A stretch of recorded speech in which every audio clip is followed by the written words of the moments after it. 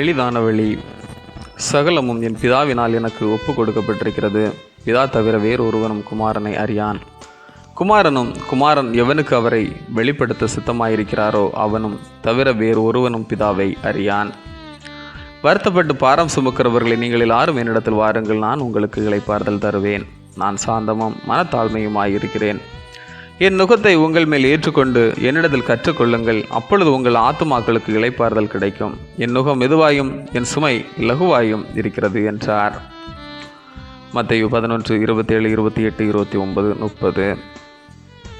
இயேசுவை வழி என்பதை முழுமையாக ஏற்றுக்கொள்ளும் நாம் அவ்வழி எளிதானது என்பதையும் புரிந்து கொள்ள முடியும். நாம் எப்போதும் எளிய வழிகளை தேடுவதிலேயே ஆர்வமாய் காணப்படுகின்றோம்.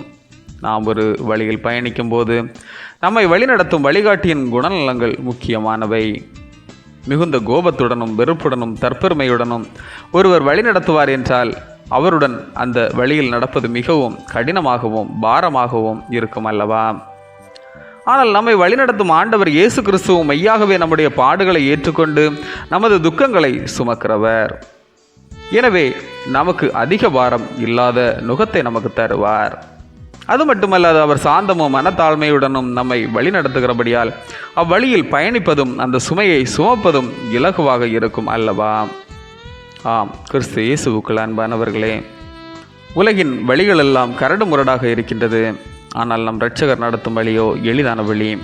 இயேசு தரும் எளிமையான வாழ்வையும் எளிதான வழியையும் நமதாக்கி கொண்டு என்றும் மகிழ்ந்து வாழ்வோம். ஆமேன். இந்த நாள் உங்களுக்கு இனிய நாளாக மலரட்டும்.